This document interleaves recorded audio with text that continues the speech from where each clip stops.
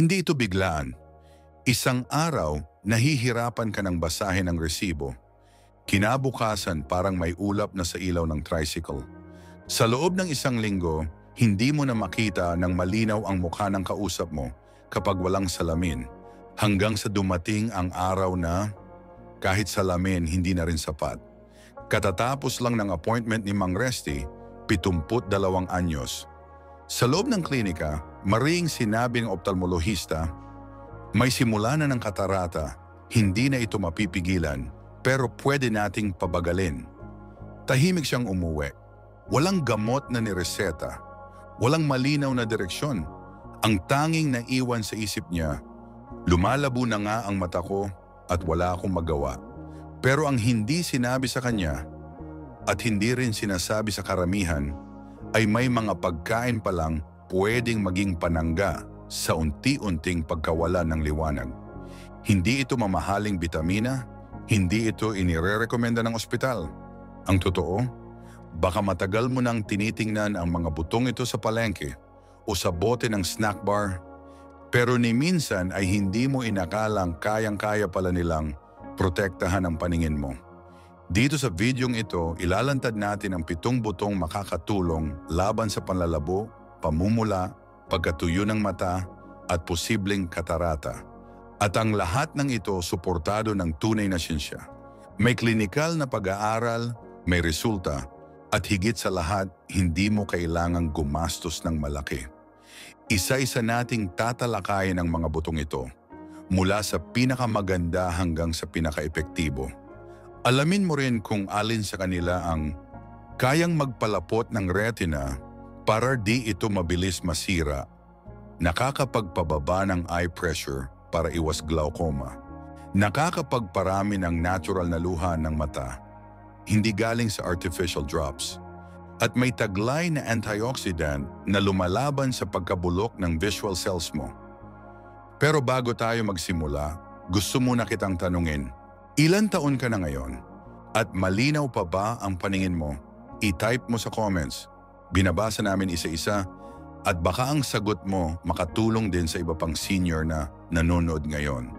Dahil lahat tayo dumadaan sa ganitong klaseng takot, pero hindi lahat ay may sapat na kaalaman. Hindi ito karaniwang video, hindi ito haka-haka. Ang 7 butong ito kayang isama sa simpleng almusal, merienda o kahit sa tsaa. Hindi mo kailangan ng espesyal na diet, hindi mo kailangang gumastos ng malaki. Pero kailangan mong malaman ito bago pa mahuli ang lahat. Dahil ayon sa datos, higit 70% ng mga matatanda ay unti-unting nawawalan ng paningin taon-taon. At karamihan sa kanila, wala man lang ideya kung bakit. Kung isa ka sa mga seniors na gusto pang makakita ng malinaw sa edad na 70, 80 o higit pa, huminga ka ng malalim at panoorin mo ang buong video dahil baka ito na ang impormasyong matagal nang ipinagkakait sa'yo. Simulan na natin sa unang buto. Isa itong butong madalas lang itapon sa kusina, pero para sa mata mo, kayamanan ito. Unang buto, kalabasa pumpkin seeds. Ang kalabasa, paborito ng maraming Pilipino sa ginisang gulay. Pero alam mo ba, ang totoong kayamanan nito ay nasa loob, sa mismong buto na madalas lang nating itapon? Sa unang tingin, parang wala lang. Maliit, maputla, walang lasa. Pero sa bawat butil ng buto ng kalabasa, may taglay na sangkap na pwedeng maging panangga sa panlalabo ng mata. Hindi ito panakot, ito ay resulta ng maraming taon ng siyensyang halos hindi na ibabahagi sa karaniwang Pilipino. Ayon sa pag-aaral na inilathala sa Journal na Nutrients noong 2020, ang zinc na laman ng kalabasa seeds ay mahalaga para maihatid ang vitamin A sa retina. At ang vitamin A ang siyang kailangan para makabuo ng melanin, ang natural na panangga ng mata mo sa liwanag at oxidative stress. Kapag kulang ka sa zinc, mahirap makakita sa dilim, mabagal ang pag-adjust ng mata sa liwanag, mas mabilis mapagod ang paningin mo, mas malaki ang tsansa ng pagnipis ng retina. Isang kutsarang kalabasa seeds kada araw, sapat na para matugunan ang malaking bahagi ng zinc requirement mo. Pero hindi lang yan. Ang butong ito ay may taglay ding vitamin E na kilala sa kakayahang bawasan ang inflammation sa mata. Meron din itong lutein, isang antioxidant na partikular na tumutulong sa makula, ang bahagi ng retina na responsable sa malinaw at sentrong paningin. Sa isang clinical trial na sumuri sa higit 1,000 matatandang pasyente, natuklasan na ang kombinasyon ng lutein at zinc ay kayang pabagalin ng hanggang 25% ang paglala ng macular degeneration sa loob ng 5 taon. Hindi gamot, hindi injection, kundi pagkain. Kaya kung iniisip mong wala ng pag-asa ang mata mo, na normal lang ang panlalabo dahil sa edad mo, baka may tanong akong dapat mong sagutin ng tahimik sa sarili mo. Hindi kaya lalong lumala ang paningin ko ay dahil wala akong ginawa nung pwede pa? Dahil may mga taong gaya mo na nagsimulang kumain ng kalabasa seeds araw-araw. At matapos ang ilang linggo, nabawasan ang pamumula ng mata. Gumanda ang adjustment nila sa gabi. Mas lumalim ang tulog dahil mas hindi sila napapagod sa pagbabasa o panonood. Hindi ito milagro. Ito'y unti-unting epekto ng nutrisyon na pinabayaan natin noon, pero maaari pang ibalik ngayon. At isang paalala, hindi pare-pareho ang lahat ng kalabasa seeds. Ang pinaka-epektibo ay yung raw o hilaw. Hindi inihaw sa mataas na init. Hindi maalat. Kapag ni-roast mo ito sa sobrang init, pwedeng masira ang antioxidants na taglay nito. Kung kaya mo, ibabad mo muna ito sa tubig magdamag para lumambot. Tapos, pwede mo nang ihalo sa kanin, sabaw, yogurt, oatmeal, o kahit sa tinapay. Sa mga seniors na mahina na ang tiyan, pwedeng gawing kalabasa seed butter na mas madaling i-digest. At ngayon, gusto kitang tanungin, totoo lang, ilan sa mga buto ng kalabasa ang naitapon mo na sa buong buhay mo na sana pala panangga na sana sa panlalabo ng mata mo? Marami sa ating mga senior hindi binibigyan ng oportunidad na malaman ang ganitong impormasyon. Pero ikaw, narito ka ngayon, nakikinig, nagsisimula, at baka ito na ang simula ng pagbabago sa paningin mo. Ikalawang buto, haras, fennel seeds. Hindi gaanong kilala sa mga kusina ng karaniwang Pilipino ang haras. Madalas ay napagkakamalang anis o kaya'y pampabango lang sa tinapay. Pero ang maliit na butong ito, na madalas ay nakatambak lang sa spice rack, ay may kapangyarihang makialam sa kalusugan ng iyong paningin, lalo na kung ikaw ay may edad na. Sa simpleng salita, kung ikaw ay senior na madalas makaramdam ng pagkapagod ng mata, panunuyo o bahagyang pamamaga sa paligid ng mata matapos kumain, baka ito ay senyales ng mababang kontrol sa blood sugar at mahinang sirkulasyon. At dito pumapasok ang tulong ng fennel seeds. Ayon sa isang pag-aaral na inilathala sa Journal of Ocular Pharmacology and Therapeutics noong 2012, ang fennel seed extract ay napatunayang nakakapagpababa ng eye pressure at nakakapagpabuti ng blood flow sa retina ng mga animal model na may senyales ng maagang glaucoma. Sa loob lamang ng 2 linggo, nakita ng mga researcher na nabawasan ng higit sa 30% ang pinsala sa retina. Hindi dahil sa gamot, kundi dahil sa antioxidant activity ng haras. Bakit ito mahalaga sa mga matatanda? Habang tumatanda ang katawan, ang maliliit na ugat sa mata, tinatawag na microvascular network, ay unti-unting naninigas, numinipis o nababara. Ito ang dahilan kung bakit maraming seniors ang nakakaramdam ng panlalabo ng paningin tuwing hapon, madaling mapagod ang mata sa pagbabasa, o nagkakaroon ng pressure sa likod ng mata na hindi maipaliwanag. Ang haras ay mayaman sa flavonoids at vitamin C, 2 sangkap na kilalang lumalaban sa oxidative stress. Mayroon din itong natural na compound na tinatawag na anethole, na may anti-inflammatory effect. Nakakatulong ito sa pag-boost ng produksyon ng natural na luha, kaya malaking tulong ito sa mga senior na may dry eye symptoms. Ang paggamit nito, simple lang. Kumuha ng isang kutsarita ng buto ng haras, ilagay sa isang tasa ng mainit na tubig at ibabad ito ng 5 hanggang 10 minuto. Gawin itong tsaa pagkatapos kumain, lalo na kung matamis ang ulam o may rice overload. Bukod sa pagtulong sa digestion, pinapadali rin nito ang pag-absorb ng nutrients ng mata. May ilang matatanda rin nang inunguya ng hilaw ang buto ng haras pagkatapos kumain. Hindi lang pampabango ng hininga, kundi pampasigla rin sa mata. Pero tandaan, consistency ang susi. Hindi sapat ang isang baso ng fennel tea tuwing may okasyon lang. Kung gusto mong makita ang unti-unting pagbabago, gawin itong bahagi ng pang-araw-araw na routine. Pwede rin itong ihalo sa sabaw, sa lutong kanin o isama sa ibang herbs sa sinigang at tinola. Hindi kailangang maraming dami. Isang kutsarita kada araw ay sapat na para sa steady supply ng flavonoids at natural antioxidants. Ang tanong, handa ka bang i-integrate ang kakaibang butong ito sa buhay mo? Hindi man ito karaniwan sa kusina ng bawat Pilipino, pero kung ang kapalit ay kalinawan ng paningin, hindi ba't sulit subukan? Minsan, ang solusyon sa mga tahimik na problema ng katawan ay nasa mga bagay na hindi natin binibigyang pansin. Katulad ng buto ng haras. Ikatlong buto, buto ng mirasol, sunflower seeds. Marahil nakakain mo na ito noon, habang nanonood ng basketball, iniinom ang soft drink at tahimik na nagbabalat ng buto ng mirasol.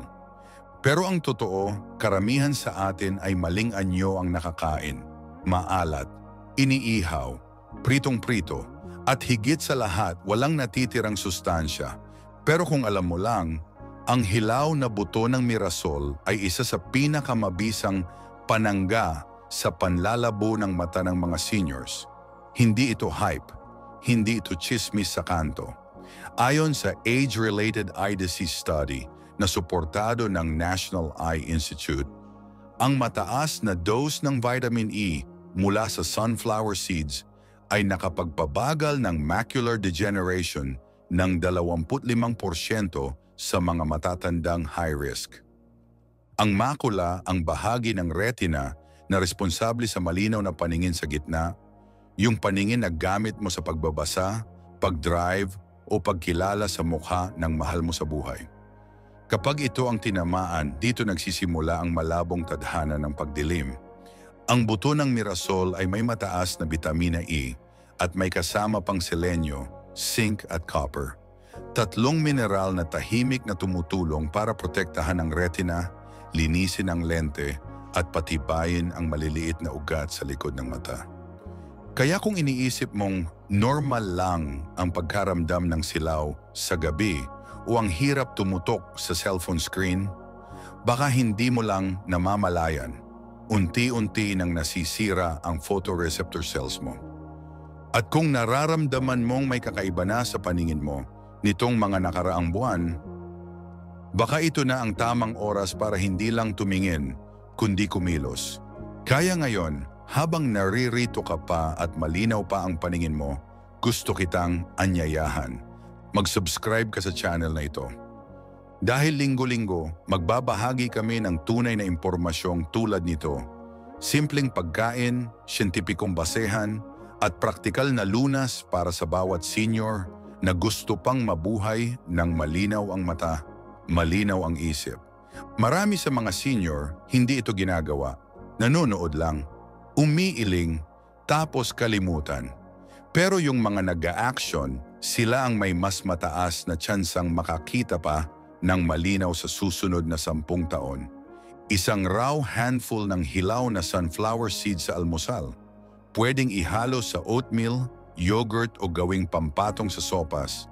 Pwede ring gawing butter para sa mga hirap ng umata. Basta huwag mo lang iprito. Huwag mong hayaang mawala ang sustansya dahil lang sa panlasa. Kaya ngayon, ikaw, anong klaseng senior ang gusto mong maging? Yung naghihintay ng kadiliman? O yung gumagawa ng paraan habang may liwanag pa? Ikaapat na buto, chia seeds. Minsan ang solusyon ay nasa pinakaliit na bagay. At ang chia seeds, kahit na halos kasinlaki lang ng tuldok, ay may taglay na lakas na kayang tumulong sa mata ng isang senior na nagsisimula ng makaramdam ng panlalabo. Kung ikaw ay 60 anyos pataas at minsan ay nararamdaman mong parang may hamog ang paningin mo matapos kumain o mabilis kang napapagod sa pagbabasa kahit maliwanag ang paligid, maaaring ito ay hindi lang dahil sa edad. Maaaring ito ay epekto ng unstable blood sugar o kaya ay dehydration sa mata. Ang chia seeds ay nagbibigay ng tinatawag nating double defense.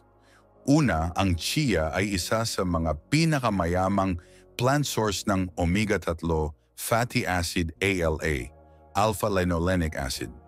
Kapag na-convert ito sa DHA ng katawan mo, tinutulungan nitong palakasin ang retina sapagkat halos 60% ng cells sa likod ng mata ay binubuo ng DHA.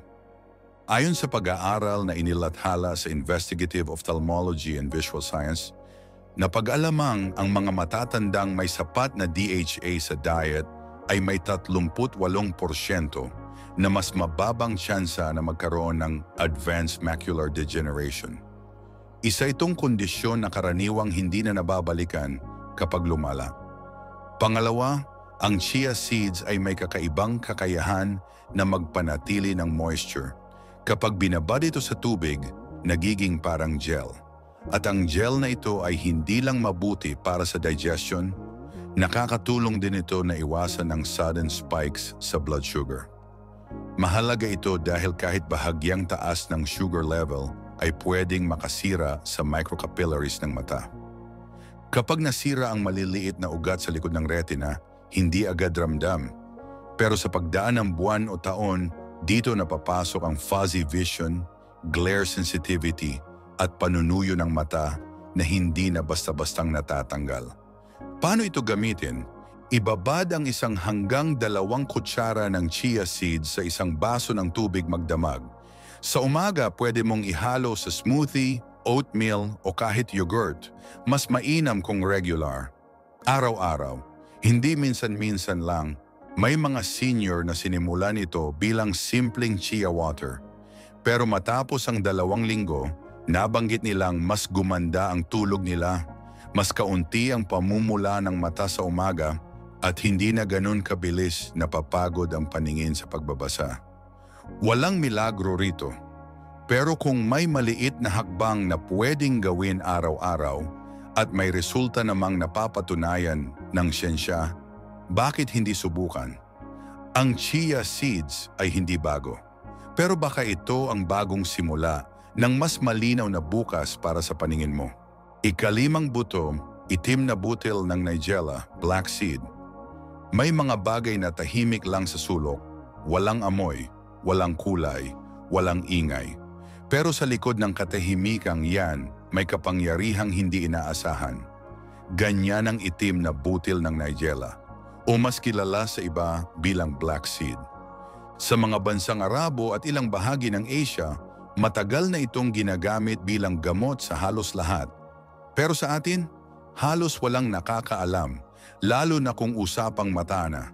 Ang totoo, ayon sa isang pag-aaral sa journal na Evidence-Based Complementary and Alternative Medicine, ang pag-inom ng black seed oil sa loob ng 6 na linggo ay nakatulong upang mapababa ng 24% ang eye pressure sa mga pasyenteng may early glaucoma symptoms.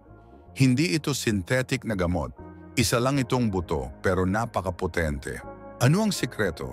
Ang tinatawag na thymoquinone, isang compound na may malakas na antioxidant at anti-inflammatory properties. Target nito ang optic nerve at retina, ang 2 parte ng mata na pinakaunang tinatamaan kapag ikaw ay tumatanda. Ngunit ang mas nakakagulat pa, ang black seed ay may kakayahan ding pagandahin ang sirkulasyon ng dugo papunta sa mata. Alam mo bang maraming matatanda ang unti-unting nawawalan ng liwanag sa paningin, hindi dahil sa katarata, kundi dahil mahina na ang daloy ng dugo sa mata. Walang sapat na oxygen, walang nutrition. Unti-unting nalalanta ang photoreceptor cells. At ito ang klase ng pinsala na hindi mo mararamdaman agad. Walang sakit, walang kirot. Pero sa pagdaan ng buwan, may silaw.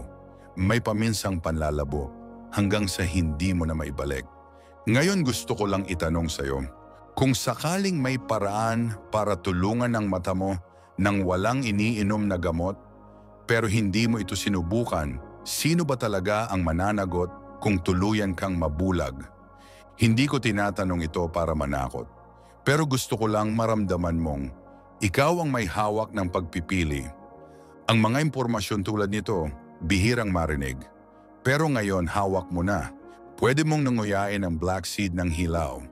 Pwede mong ihalo ang kalahating kutsarita ng black seed oil sa maligamgam na tubig at konting honey sa umaga. May iba ring iniwiwisik ito sa lutong gulay, sa tsaa, o ginagawa itong kapsula. Basta tandaan, hindi ito isang beses lang. Hindi ito uso. Ito'y pananggamo sa pangmatagalang pinsala.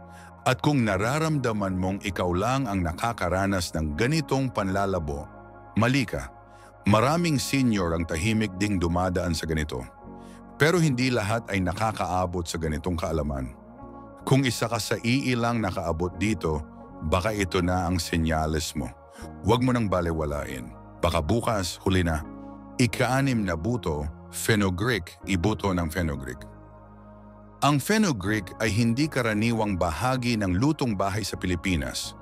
Pero sa mga bansang tulad ng India, ito ay itinuturing na mahalagang bahagi ng tradisyonal na medisina. At habang mas marami sa atin ang hindi pamilyar sa butong ito, ang siyensya ay unti-unti nang nagbibigay linaw sa kahalagahan nito, lalo na pagdating sa kalusugan ng mata ng mga matatanda. Isa sa mga pangunahing problema ng maraming senior ay ang mataas na blood sugar. At kahit hindi ka pa diagnosed na diabetic, posibleng may insulin resistance ka na isang kondisyon na tahimik pero kayang sirain ang maliliit na ugat sa likod ng mata. Ang pinsalang ito ay tinatawag na diabetic retinopathy at isa ito sa mga pangunahing sanhi ng pagkabulag sa matatanda. Sa bawat araw na mataas ang blood sugar mo, may posibilidad na nagkakaroon ka ng microdamage sa retina. Dito pumapasok ang tulong ng fenugreek. Ayon sa isang pag-aaral na inilathala sa International Journal of Molecular Sciences noong 2021, ang regular na pagkonsumo ng fenugreek ay nakababa ng blood glucose levels ng hanggang 30% at nakabawas ng oxidative stress sa retina. Hindi ito pill, hindi ito injection. Buto lang pero may epekto. Bukod sa epekto sa blood sugar, ang fenugreek seeds ay may mataas na antas ng lutein, isang antioxidant na natural na matatagpuan sa makula. Ang lutein ay may kakayahang salain ang mapaminsalang blue light at UV rays na parehong nagpapabilis ng pagkasira ng retina. Sa mundo ngayon na puno ng screen time, kahit ang mga seniors ay hindi exempted sa epekto ng liwanag mula sa cellphone, TV o tablet. Kaya kung nakakaranas ka ng paminsang panlalabo ng paningin tuwing hapon o pagkapagod ng mata kapag nagbabasa, posibleng ang makula mo ay kulang sa proteksyon. At ang fenugreek ay isa sa mga pinaka-epektibong pagkaing may natural na lutein. Paano ito gamitin? Ang pinakakaraniwang paraan ay ang pagbabad ng isang kutsarita ng fenugreek seeds sa isang baso ng tubig magdamag. Sa umaga, inumin ang tubig habang walang laman ang tiyan. Pwede ring nanguyain ang binabad na buto, pero may kaunting pait. Kung nais mo ng mas mild na lasa, pwede itong ihalo sa sabaw o gawing pulbos at ihalo sa kanin, kape o tinola. May ilang seniors na ini-roast muna ang buto sa kaunting init bago ibabad para mabawasan ang mapait na aftertaste. Pero tandaan, ang hilaw o lightly toasted na buto ang may pinakamataas na nutrisyon. Hindi mo kailangang uminom nito habang buhay. Pero kung may ginagawa kang preventive action kahit ngayon pa lang, ang epekto nito sa loob ng ilang linggo ay maaaring maramdaman sa kalinawan ng paningin, sa lakas ng mata at sa kakayahan mong tumagal sa pagbabasa o panonood. Ikapitong buto, buto ng flax seeds. Kung matagal ka nang nagbabasa ng mga health article, malamang ay narinig mo na ang flax seeds. Kilala ito bilang pampaganda ng digestion o pampalakas ng puso. Pero ang hindi masyadong alam ng karamihan, lalo na ng mga seniors, ay ang galing ng butong ito sa proteksyon ng mata. Ang flax seeds ay mayaman sa ALA, alpha-linolenic acid, isang uri ng omega-3 fatty acid na nagmumula sa halaman. Kapag ito ay na-convert ng katawan, ito'y nagiging DHA, ang structural fat na bumubuo sa retina. Ayon sa American Journal of Clinical Nutrition, ang mga matatandang may diet na mataas sa ALA ay may 40% mas mababang tsansa na makaranas ng advanced macular degeneration. Ang DHA ay mahalaga sa mata. Kapag kulang ka rito, ang retina ay numinipis at humihina ang contrast sensitivity, yung kakayahang makakita ng malinaw kahit dim ang ilaw o may glare sa paligid. Bukod dito, ang flax seeds ay may anti-inflammatory effect na tumutulong sa maliliit na ugat ng mata. Kapag mataas ang blood pressure o blood sugar ng isang senior, ang microcapillaries sa likod ng retina ay madaling nasisira.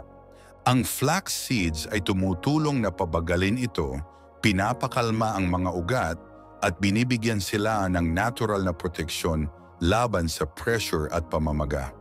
May mga pag-aaral ding nagpapakita na ang regular na pagkonsumo ng flax ay tumutulong sa mga may dry eyes. Mas lumalapot ang natural tear film. Mas komportable ang paningin sa tuwing nagbabasa, nanonood o nagtatrabaho gamit ang screen. Ngunit may isang importanteng paalala. Huwag kang kakain ng flaxseed na buo. Ang balat nito ay matigas at hindi madaling madigest. Kapag hindi ito nanguya o nagrind, halos wala kang makukuhang benepisyo. Ang tamang paraan ay gamitin ang ground flaxseed, yung pinulbos. Pwede itong ihalo sa oatmeal, sabaw, yogurt o smoothie. 1 kutsara kada araw ay sapat na. Huwag mo ring iinit ng sobra dahil masisira ang oils. Itago ito sa ref para manatiling sariwa. Para sa mga seniors na may problema sa constipation, high cholesterol at panlalabo ng paningin, ang flax ay parang one-shot na solusyon, hindi lang sa tiyan kundi sa mismong retina mo. Sa ganitong simpleng hakbang, pwedeng hindi mo man agad makita ang epekto sa salamin ng mata, pero ang kalma at proteksyon ng retina mo, ramdam yan sa mga susunod na taon. Bonus, isang almusal lang pala ang lihim ng kalinaw ng mata. Si Aling Cora, 74 na anyos, dating guro sa elementarya sa Quezon. Matipid, tahimik, mas gusto pa rin gumamit ng pamaypay kaysa aircon. Pero nitong mga huling buwan, may isang bagay siyang hindi maitatanggi. Lumalabo na ang paningin niya. Nakakainis, Anya, kasi kahit paggupit lang ng kuko, di ko na maayos. Dati mabilis siyang nakakabasa ng text sa cellphone. Ngayon kailangan pang i-stretch ang braso. Nagpunta siya sa sentro. Sabi ng nurse, "Normal lang po yan sa edad niyo."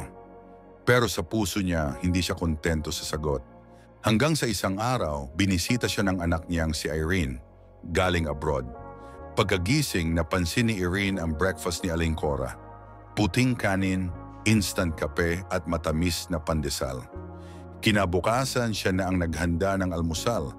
Sa maliit na bowl, nilagyan niya ng unsweetened yogurt, hinaluan ng ground flaxseed, 1 kutsaritang chia na binabad sa gabi, dinagdagan ng sunflower seeds at konting kalabasa seed butter. Ipinatong pa niya ang ilang pirasong hinog na mangga. Sabi ni Aling Cora, parang pagkain ng banyaga. Pero tinikman niya, hindi masama, hindi rin mahal. At sa ikalawang linggo, mas hindi na dry ang mata niya sa umaga, Mas natatapos na niya ang crossword puzzle sa dyaryo. At higit sa lahat, pakiramdam niya may control siya ulit sa katawan niya. Ang tawag ng iba, superfood bowl.